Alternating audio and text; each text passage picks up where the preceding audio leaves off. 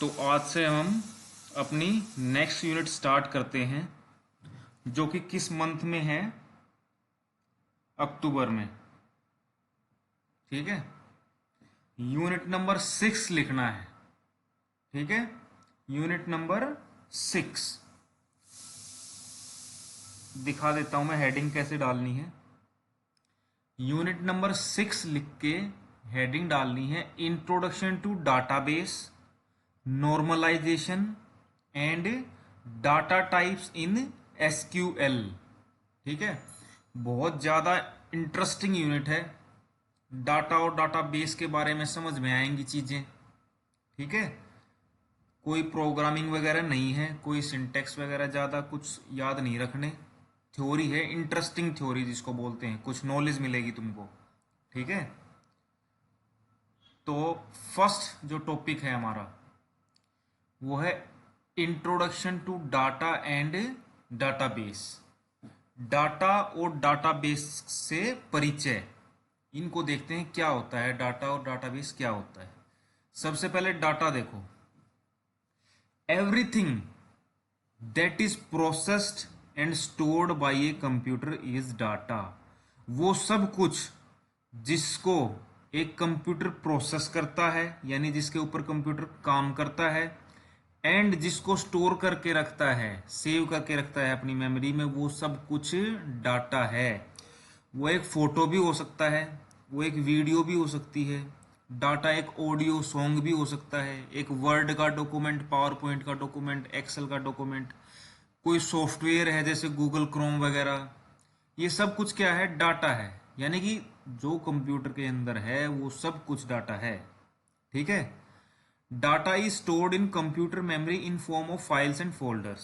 ठीक है। जो हम कंप्यूटर में अपनी फाइल और फोल्डर्स बनाते हैं वो सब उन्हीं में हमारा डाटा स्टोर होता है। फोल्डर क्या होता है? Folder collection of files. कई सारी फाइल्स को इकट्ठा करके एक फोल्डर में डाल दूं मैं, तो वो क्या हो गया? एक फोल्डर बन गया। फोल्डर के अंदर फाइल्स होती हैं, फाइल्स के अंदर डाटा होता है। ठीक है।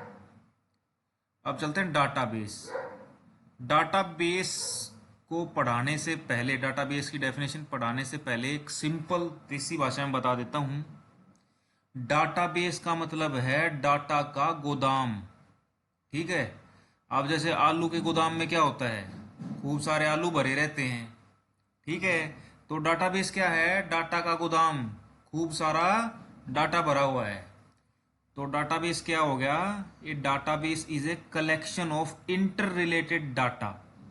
ठीक है। तो डाटाबेस क्या है? ऐसा कलेक्शन है डाटा का, ऐसा डाटा जो कि आपस में संबंध रखता है, कुछ न कुछ इंटर रिलेटेड, आपस में उनका संबंध है। ठीक है।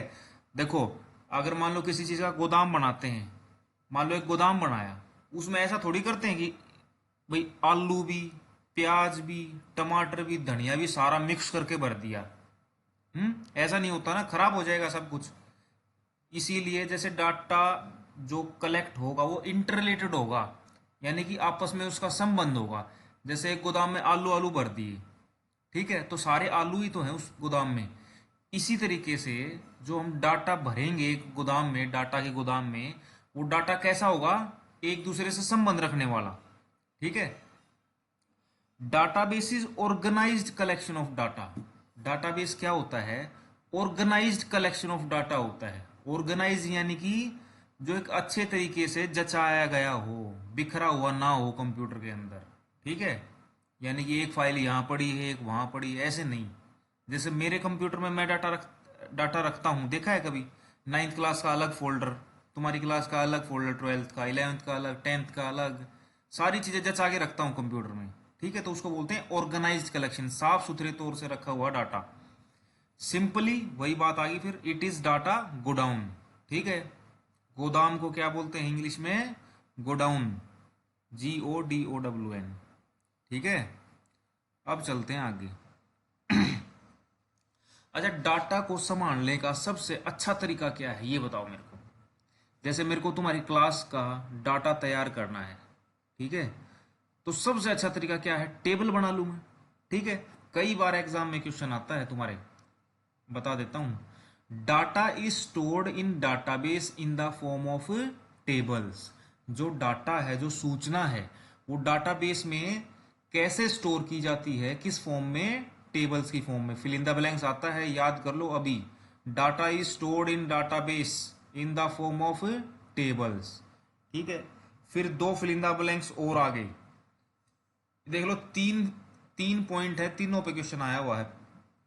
एक column of table is known as field. जो टेबल होता है उसका जो कॉलम होता है, जैसे ये कॉलम हो गया क्लास वाला, ठीक है, ये कॉलम है ना। कॉलम किसको बोलते हैं? जो ऐसे वर्टिकल हो, खड़ा हुआ हो ऐसे सीधे, ठीक है, उसको क्या बोलते हैं? फील्ड। ठीक है, तो इसको देखो मैंने लिखा भी हुआ है फील्ड, ये हो गया फील्ड। ये सभी फील्ड हैं। एक ये फील्ड होगी, एक ये फील्ड होगी, एक ये नेम वाली फील्ड होगी। ठीक है, तो कई बार आता है कि एक टेबल के अंदर जो कॉलम है डाटाबेस में उसको क्या बोलते हैं? फील्ड। ठीक है, और जो रो होती है, जैसे अभी ये मोनू का रिकॉर्ड हो गया, ठीक है, जो ये मोनू है इसकी जो सारी डिटेल है, ये रो होगी, एक लाइन बन गई एक, इसको क्या बोलते हैं डाटाबेस में? रिकॉर्ड। ठीक है, तो दो वर्ड बहुत ज़्यादा यूज होंगे डाटाबेस पढ़ते हुए, फील्ड और रिकॉर्ड। तो तुमको ये पता होना चाहिए, फील्ड की बात हो रही है तो कॉलम की बात हो रही है, और रिकॉर्ड की बात हो रही है तो रो की बात हो रही है। ठीक है, अगर याद करना हो तो आर से ही रिकॉर्ड है, आर से ही रो है। ठीक है, तो याद आ जाएगा। तो आज के लिए सिर्फ यही था इंट्रोडक्शन। ठीक है, यही करना है आज, एक ही पेज लिखो।